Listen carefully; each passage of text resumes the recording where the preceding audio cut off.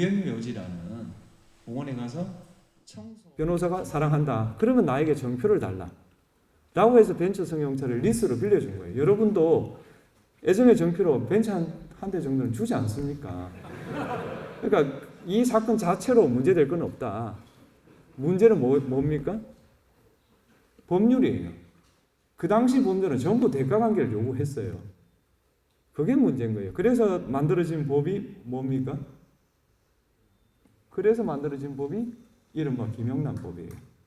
김영란법의 내용은 적용 대상자가 명목에 관계없이 1회에 100만 원 또는 매 회계연도에 300만 원을 초과하는 금품을 받은 경우는 형사처벌이 되고요.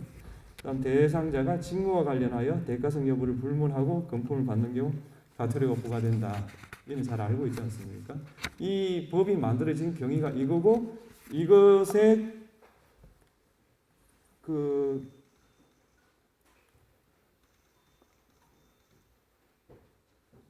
출처가 이겁니다. 몽테스키에도 그렇게 했지 않습니까? 아무것도 받아서는 안 되는데 무언가를 받는 자의 유죄를 증명하는 쪽이 쉽다. 무엇보다 적게 받아야 될 텐데 많이 받는 자. 그것을 위해서 항상 구실이나 변명을 찾아내는 자의 유죄를 증명하는 것이 어렵다. 이게 바로 김영란법의 제정의 필요성을 몽테스키에가 말을 한 겁니다. 저는 그렇게 이해하고 있습니다. 이런 관계에서 공직자의 자세는 어떠해야 되나. 지금부터 말하는 건 제가 이렇게 다 살았다는 걸 전제로 하는 건 아닙니다. 저도 허점투성이지만 그렇지만 다른 사람한테 말할 때는 좀 이상적인 걸 전제로 해서 말씀드리는 거 아닙니까? 꽁무 말하면 너는 뭐 100%다 지켰냐고 그러는데 100%다 지킨 사람이 어디 있어요? 저도 허점이 많지만 청렴하려고 노력했다. 그런 말씀만 드리겠습니다.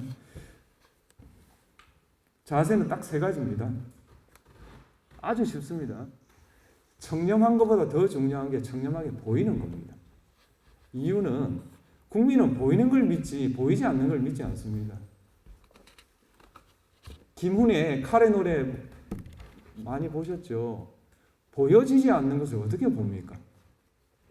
그래서 옛말에 오얏 나무 아래서 가끈을 고쳐 매지 마라. 오얏 나무가 살구나무 이런 거 아닙니까? 살구나무 아래서 가끈을 매면 어떻게 됩니까? 살구를 따는 듯한 외관을 주잖아요. 그렇게 하면 안 되는 거죠. 그렇게 국민을 설득해야 되지. 왜 국민들이 우리 진심을 몰라주나? 그렇게 설득해가지고 그게 먹히겠습니까? 이에 관한 그 좋은 시가 있습니다.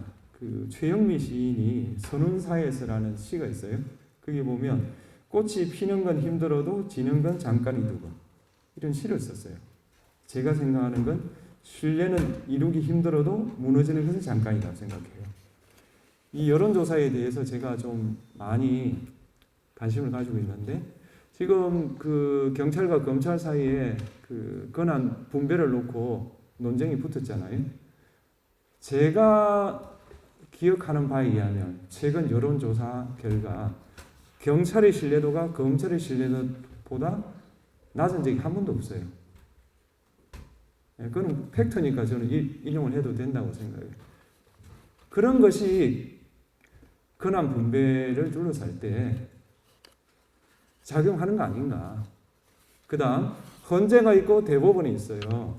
제가 기억하는 한 헌재의 신뢰도가 대법원보다 낮은 적이 한 번도 없어요.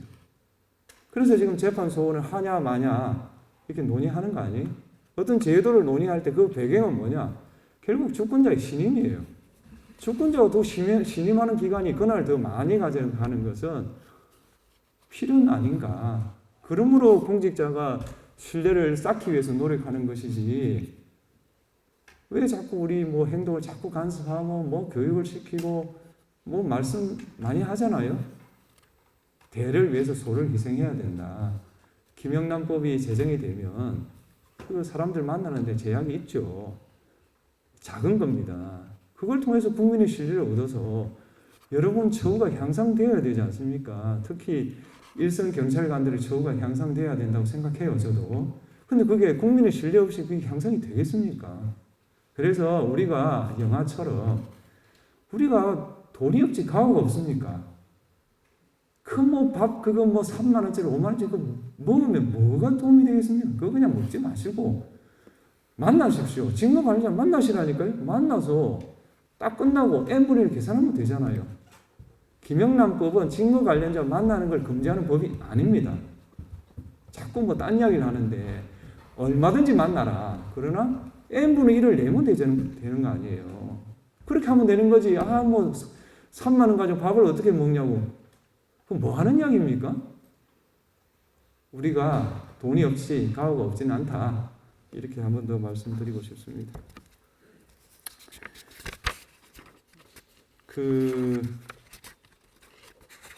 두 번째로 아주 여기까지 쉽죠? 두 번째는 더 쉽습니다.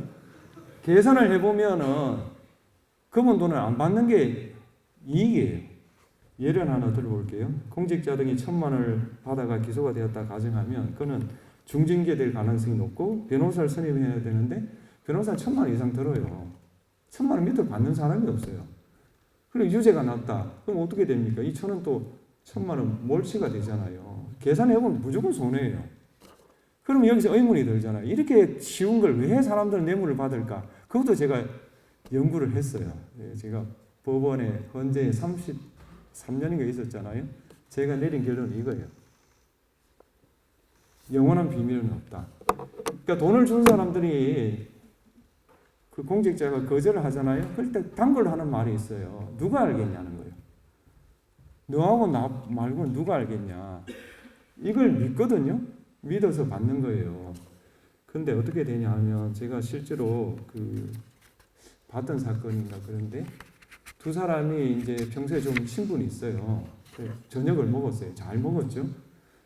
그리고 이제 돌아오는데 그분이 사과를 한 박스 차에 실어 놨다고 한 거예요. 그래서 이분은 뭐 사과 정도는 뭐 그 당시 김영란법이 있는 것도 아니고 그럴 수 있지 해서 돌아왔어요. 돌아와가지고 이제 사과 박스를 들고 집으로 가가 열어보니까 그게 돈이 있는 거예요. 그럴 때 어떻게 해야 됩니까? 바로 돌려줘야 되잖아요. 근데 이분이 중요한 일은 신중해야 된다 생각한 거예요. 그래서 지금 밤이고 하니까 좀 신중하게 생각해보자 해가지고 그 사과 상자를 그날 밤 재웠어요. 재우고 나서 다음날 아침 이게 전화를 했어요. 왜 전화가 안 돼요? 전화가 될 리가 있나요? 그 사람이. 그러고 하던 사이에 그 양반이 갑자기 쓸 돈이 생겼어요. 뭐 제가 기억이 안 나는데 수술을 해야 되는가 뭘 해야 되는가 급한 돈이 필요했어요. 그 돈의 일부를 써버렸어요. 그래가지고 이제 기소가 돼가지고 결국 그 사람도 유죄를 받았는데 그 사람이 어떻게 불었느냐. 그 사람이 자발적으로 부른 게 아니에요. 그 사람이 그 기업 수사를 받았어요. 그러니까 기업 재산을 횡령 배임했다는 이유로. 근데 횡령 배임이 인정이 되면 그 재산이 그냥 그 기업이 그냥 왕창 망하잖아요. 압수수색 수첩을 이렇게 쭉 하는데 거기에 적대한 게 나왔어요. 공직자를. 그래서 검사가 추궁을 했어요. 이게 뭐냐. 그러니까 이제 이 양반이 머리를 쓴 거예요. 이 사람에게 뇌물 공여는 그리 큰 죄가 아니에요. 그런데 기업의 횡령 배임이 인정돼가지고 기업이 무너지면은 이 사람으로서는 다 잃는 거예요. 그래서 좋다 그러면 내가 요거는 불고 요거는 방어를 해야 되겠다고 생각한 거예요. 근데 그 검사는 어떠냐? 검사가 특수부 검사였어요. 특수부 검사에게는 기업 횡령 배임은 그리 중요한 게 아니에요. 뇌물이 중요한 거예요. 그래서 그 양반 계급이 높았어요. 그래서 고위공직자의 뇌물 사건이 그래서 발각이 된 거예요. 그러니까 이 사람은 누가 알겠느냐는 자기 말을 지키려고 무척 노력했어요. 무척 노력했지만 자기가 죽을 수는 없잖아요. 그러니까 자기가 살려고 그냥 불었던 거예요. 그래서 제가 하는 말은 뭐냐? 영원한 비밀은 없어요. 여러분도 잘 아시겠지만 뇌물 사건에 증인으로 누가 나옵니까? 100% 뇌물 준 사람이 나와요. 그러니까 그 사람이 증인이에요. 이 돈을 주면서 누가 알겠느냐? 그 사람이 알아요. 그러니까 그 사람 말을 믿으면 안 된다 이거예요. 거의 이제 결론에 옵니다. 굉장히 쉽지 않습니까? 이거예요. 이게 2024년 국제 투명성 기구에서 발표한 부패 인식 지수예요. 그러니까 청렴한 나라예요. 1등이 덴마크예요. 2등이 핀란드, 3등이 싱가포르, 4등이 뉴질랜드, 5등 룩셈부르크, 노르웨이, 스위스, 8등이 스웨덴, 9등이 네덜란드, 10등이 오스트레일리아, 아이슬란드, 아일랜드예요. 공통점이 뭡니까? 예? 이 청렴한 국가 1등부터 10등을 불렀는데 이 나라의 공통점.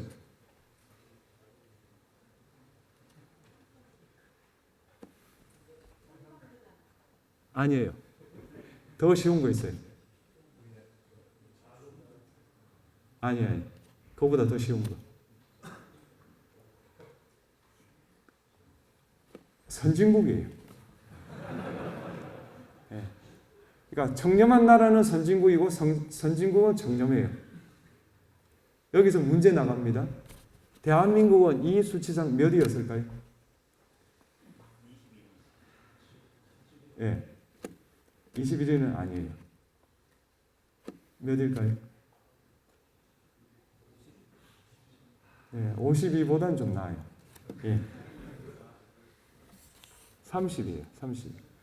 그러니까 우리나라 수준이나 여러 걸로 봤을 때 저는 30위는 우리나라의 경제 수준보다는 좀 못한 성적이라고 봐요. 제가 이제 뇌물죄를 엄정한 처벌을 해야 된다고 뭐 논문도 쓰고 또 양형 기준도 만들고 또 적용도 하고 그래서 이 문제에 대해서 관심이 있는데 제가 연구해 본 바에 의하면 리비라고 독일의 화학자 유스투스 폰 리비라는 사람이 있어요. 이 사람이 1840년에 논문을 발표했어요. 작물의 성장은 넘치는 영양소가 아닌 가장 부족한 영양소에 의해서 결정된다. 이렇게 말씀하셨어요. 그러니까 이걸 저는 국가에도 적용할 수 있다. 어떤 국가의 성장은 그 국가를 이루고 있는 요소의 평균이 아니라 가장 적은, 가장 낮은 요소에서 결정된다고 저는 생각해요. 그럼 우리나라에서 가장 낮은 것은 뭐냐? 청렴과 통합이에요. 그런데 청렴과 통합이 상관관계가 있어요. 한번 생각해 보세요.